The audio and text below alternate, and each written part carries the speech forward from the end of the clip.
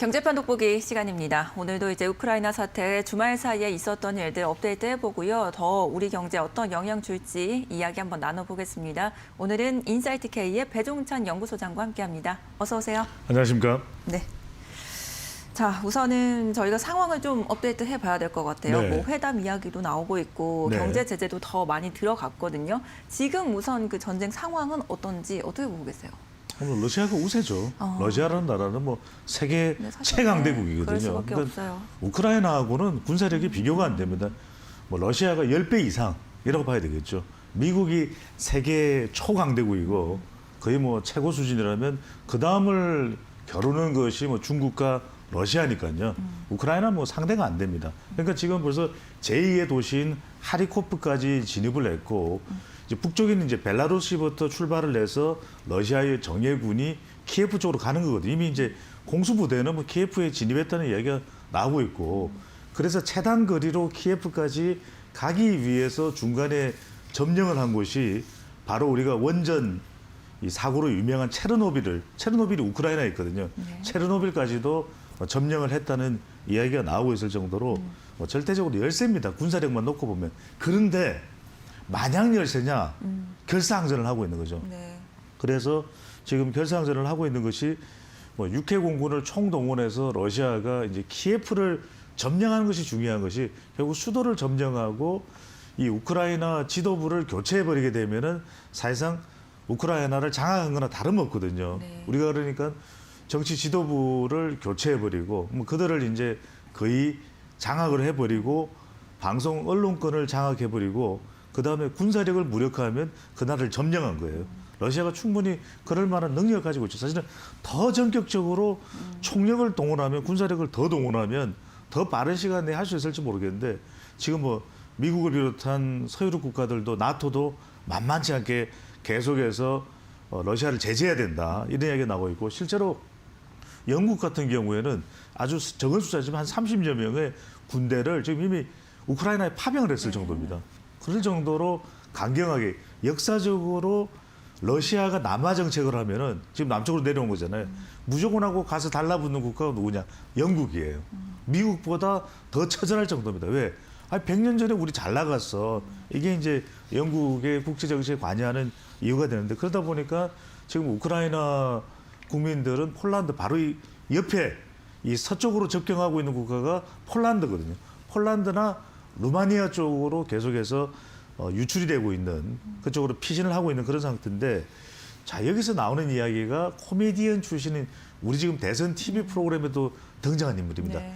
국민의 종이라고 하는 프로그램에 대통령 역할로 출연을 했다가 인기를 얻어서 대통령이 됐거든요. 근데 뭐 유약하다, 정치 초보다 사실은 안 그렇습니다. 네. 그만큼 우크라이나 국민들의 지지를 받고 있는 80% 이상의 지지를 받고 있는 대통령이거든요. 그러다 보니까 에이 도망갔겠지 이렇게 생각했는데 키예프에 있는 모습을 보였어요. 네. 그래서 지금 우크라이나가 결사항전을 하고 있는 것도 러시아로서는 상당히 부담이 되고 있는 모습입니다. 네, 맞습니다. 그 정말 SNS 살펴보면은 그 결연한 의지가 그럼요. 정말 잘 보이는데, 그러니까 이게 군사적으로 점령을 당하느냐, 잘 합의를 하느냐, 사실 네.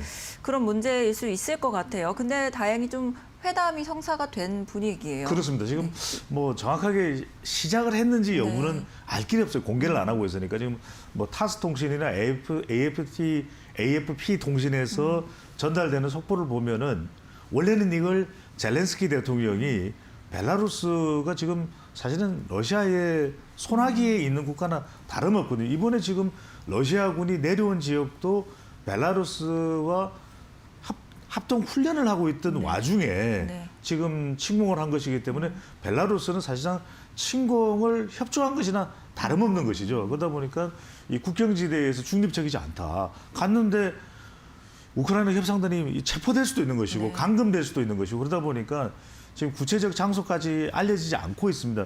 국경 정도 지역이라고 이야기를 하고 있는데 지금 시작 여부도 불확실한 상태고 계속해서 젤란스키 대통령 그동안 일단 이제 협상에 조금 힘이 실리고는 있어요. 러시아도 전쟁을 계속하는 게 부담이 될 수 있거든요. 국제사회에서. 그러다 보니까 이 중립지대를 그동안 제안을 해봤던 젤렌스키 대통령인데 일단 뭐 주장을 좀 고집을 꺾고 이 협상은 벨라루스 쪽에서 시작을 하는 것 같아요. 근데 이게 단기간에 협상이 되겠느냐. 네. 재밌는 게 우리 시청자분들 러시아의 협상 스타일이 어떠냐면 한 개가 협상되잖아요.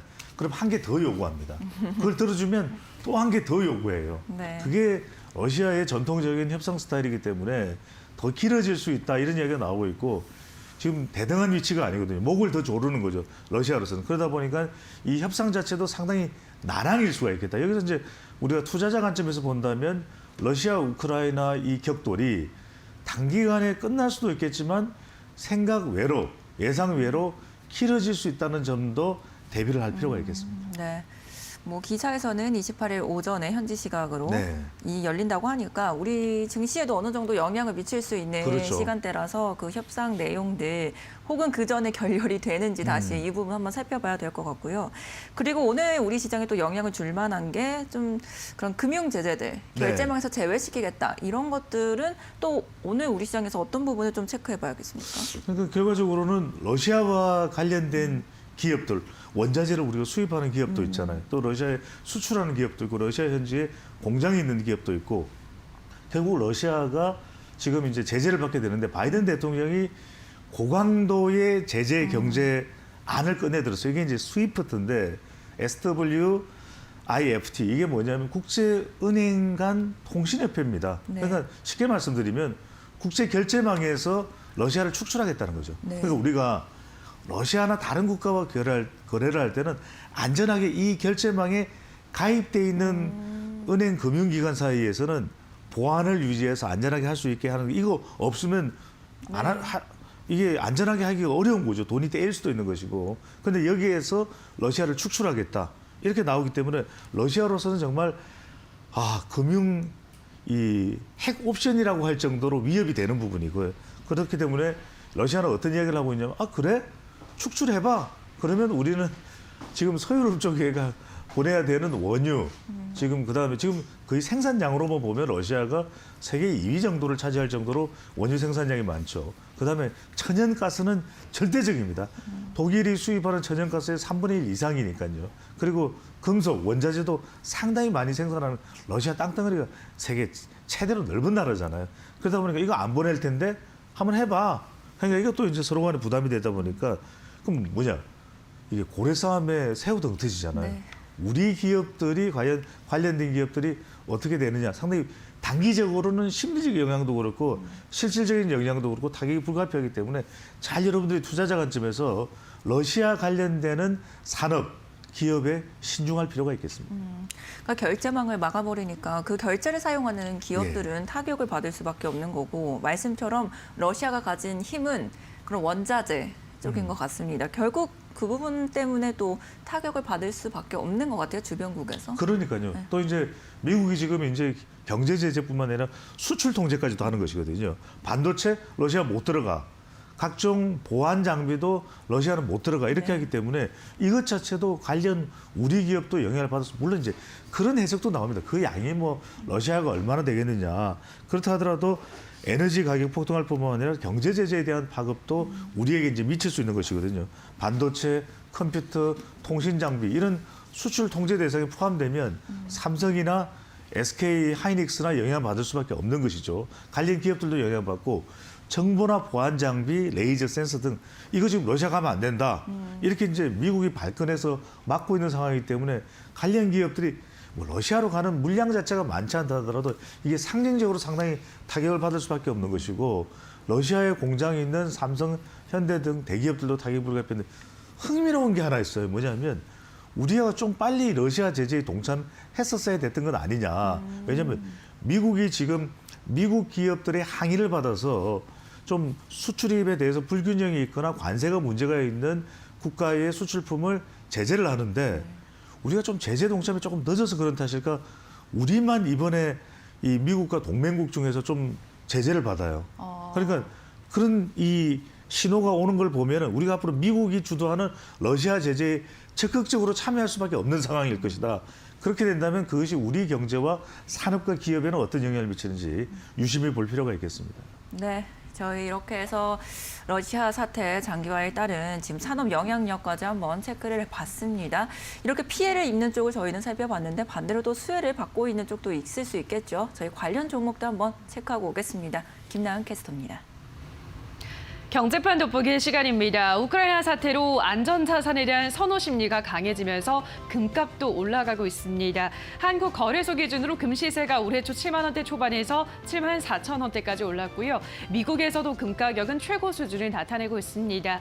게다가 세계적인 투자자로 불리는 짐 로저스는 문제는 전쟁이 아니라 이로 인한 인플레이션이라면서 앞으로는 상품보다는 원자재에 집중할 것을 권했습니다. 그러면서 스스로도 금과 은을 더 사들일 것이라고 밝혔는데요. 자, 그렇다면 우리 시장에서 금에 간접적으로 투자할 수 있다는 금 관련주는 어떤 종목들이 있는지 만나보도록 하겠습니다. 먼저 IT센입니다. IT 서비스 기업으로 관련한 자회사를 많이 두고 있습니다. 대표적으로 상장사인 콤텍 시스템과 쌍용 정보통신이 있고요. 이에 주요 사업 부분은 소프트웨어 개발과 IT 유지 보수로 크게 나뉘어지는데요. BIT 부분 자회사로 한국금거래소를 보유하고 있어서 금 관련주로 분류됩니다. 이에 따라 한국금거래소가 외형 성장을 이끌 것으로 전망되는데요. 실제로 한국금거래소는 지난해 4분기 매출액 7천억 원 이상을 달성하면서 그 전년 대비 40% 이상 늘어난 호실적을 기록했고요. 역대 최대치를 경신했습니다. 덕분에 IT센 또한 지난 4분기 영업이익 흑자 전환이 전망되고 있습니다. 앞으로의 주가 추이도 체크해 보시기 바랍니다. 다음으로는 엘컴텍입니다. 전기회로 개폐와 보호장치 제조업체로 핸드폰용 카메라 모듈용 렌즈, LED 조명, 블랙박스 부품 등을 만들고 있습니다. 이 중 카메라 모듈용 렌즈 부분에서는 국내 선도업체로서 지위를 확보하고 있고요. 수출 비중이 높습니다. 한편 이 회사는 종속회사이자 몽골에 소지한 회사를 통해 금이 매장된 광고 탐사권을 보유하고 있습니다. 이에 따라 금 관련주로 분류되는데요. 다만 이러한 테마성 이슈가 있긴 하지만 일부 라이선스 소송이 진행되고 있고 종속회사의 실적은 단기 순손실을 기록하고 있기 때문에 철저하게 테마주로만 접근하셔야겠습니다. 마지막으로는 고려아연입니다. 종합 비철금속 재련회사로 아연, 금은, 동 등을 제조하고 있는데요. 지난해 원자재 시장 가격 하락과 재련 수수료 급락 등 녹록지 않은 시장 환경 속에서도 창사 이래 처음으로 영업이익 1조 원을 달성했습니다. 최근 에너지 수급난으로 유럽과 중국의 아연 생산 업체들이 생산량을 줄이는 와중에도 고려아연은 생산량도 안정적으로 유지하고 있고요. 아연 조획 공정 합리화 등 공정 개선을 통해서 원가 절감에 지속적으로 투자하고 있습니다. 자, 이에 고려아연은 앞으로 신재생에너지와 그린 수소, 2차 전지 소재 등 이른바 트로이카 드라이브로 불리는 신성장 사업에 투자 확대한다는 방침이고요. 또 금속 가격 인상이 앞으로의 이익 성장도 이끌 것으로 전망됩니다. 자, 여기까지 오늘은 금 관련주들을 확인해 보셨습니다. 네, 관련주로 저희는 금을 살펴봤고요. 저희도 이제 원자재 이야기로 함께 넘어가 네. 보면은 결국은 이제는 정말 뭐 자원 싸움으로 그렇죠. 이제 번진 거고 네. 그게 결국 우리가 우려되는 거는 인플레로 이어질 것이다, 장기화될 것이다라는 것 같아요. 그 부분에 대해서는 어떻게 전망하고 계세요? 지난해부터 계속 강조해드렸습니다. 우리 코너의 특징은 국제 정치적 관점 또 거시경제적 관점까지 계속 합해서 말씀을 드리는 건데 이미 지난해는 별로 금 투자가 재미를 못 네. 봤어요. 지지난해는 재미를 봤죠. 근데 그 이유가 있는 겁니다. 왜냐하면 주가가 계속 상승할 때는 금이나 은 쪽 안전자산을 바라보는 게 아닙니다. 그렇기 때문에 올해는 그렇지 않을 것이다. 왜냐하면 지금 러시아와 우크라이나 또 미국과 러시아 사이의 갈등도 있지만 또 시진핑 주석이 올해 임기 연장을 시도하거든요. 네. 그럼 미국과 충돌이 일어날 수밖에 없습니다. 그러면 국제 정세는 불안정하고 지금 금리는 인상되고 미국은 긴축을 하고 있는 것이거든요. 긴축하고 있는 상황이다. 테이퍼링을 하고 있다. 그렇다면 안전자산 쪽에도 좀 포트폴리오를 구성할 필요가 있다는 거예요. 지금 러시아만 하더라도 지난해 기준으로 한국 수출입 한 12교육국입니다. 근데 비중은 크지가 않습니다. 그런데 러시아와 거래하는 내용물이 상당히 우리에게는 치명적인 것일 수가 있다는 거죠. 유가가 상승되죠. 나프다도 상당 부분 러시아로부터 많이 들여오고 있거든요. 그런데 이렇게 되면 석유화학 기업이 이게 계속해서 이제 단기간에는 석유화학 기업이 좋겠지만 길어지게 되면 부담이 될 수밖에 없는 것이고 그런데 이 러시아산이 아니라 이란산을 이용하고 있는 SK 이노베이션이나 현대 오일뱅크는 오히려 잘 됐네. 우리가 미리 대체한 것이나 수입선을 대체한 것이나 다름없네. 이런 것이거든요. 이런 기업들에 좀 주목을 하실 필요가 있는 거죠. 왜냐하면 옥석이 가려지거든요. 또 시멘트 원료되는 러시아산의 유연탄 가격이 급등세입니다. 그럼 이것도 어떻게 다른 쪽으로 수입선을 교체할 수 있는 그런 쪽 기업 쪽에 주목을 할 필요가 있다. 상당히 원자재에 두 눈 부릅뜨고 봐야 되는 것이 특히 상반기 올 한 해는 그렇다라고 봐야 될 것 같아요. 비중은 크지 않지만 그 내용이 좀 중요한 내용이었기 그렇죠. 때문에 네. 우리가 기업별로 이게 러시아와 그 기업이 얼마나 관련이 있는지를 좀 살펴봐야 된다. 그럼 저희도 뭐 비중 크진 않지만 타격이 있을 수밖에 없을 것 같은데요. 그럼요. 당장에 지금 원유 가격 유가 상승하니까 그러니까 주유소 가서 깜짝 놀래. 아 이렇게 올랐어? 요즘 하루하루 다르니까요. 맞아요. 그런 분들이 많으시고 또 하나는 이제 달러가 강세가 되면 또 증시에서 우리 자금이 외국인 자금이 이탈할 우려도 있는 것이고요. 또 미국이 경제 제재에 동참을 하게 되면 결국 타격을 받는 건 누굽니까? 우리가 지금 러시아에 투자하고 있는 러시아와 관련이 있는 기업들은 또 타격이 불가피한 네. 겁니다. 그리고 이제 원자재 수급이 불안정하다는 건, 자 재료 없이 완성품을 만들 수 만들 수 있습니까? 없죠. 그게 어렵다는 것이거든요. 그래서 계속해서 강조를 해드렸지만 좀 경기 방어주 쪽에 계속해서 우리가 좀 안전을 추구할 수밖에 없는 것이 이제 예적금도 늘어날 수밖에 없는 것이 그러면 은행주, 보험주 쪽에는 좀 관심을 기울이실 필요가 있죠. 또 하나는 이제 원자재, 금은 쪽에 우리가 소개를 해드렸지만 투자를 좀 검토하실 필요가 있고 또 하나 중요한 것이 좀 이럴 때 불안할 때 이럴 때는 각 분야별로 좀 1위 기업만 노릴 필요가 있어요. 그 산업의 규모가 크든 적든 좀 더 안정적인 이건 유사시니까요. 그런 대비도 필요해 보입니다. 네, 저희 이제 뭐 러시아 사태 속에서 원자재의 급등락이 그냥 그 원자재 하나뿐만 아니라 사실 완성품을 만들 수 없는 일이기 때문에 수출을 해야 되는 우리나라 입장에서는 그런 기업별로 러시아가 얼마나 연관되어 있느냐를 살펴보는 게 또 투자의 포인트가 될 것 같고요. 웬만하면 좀 안전 자산에 투자하자. 소장님은 그런 의견이신 것 같습니다. 지금까지 배종찬 연구소장과 함께했습니다. 감사합니다. 고맙습니다.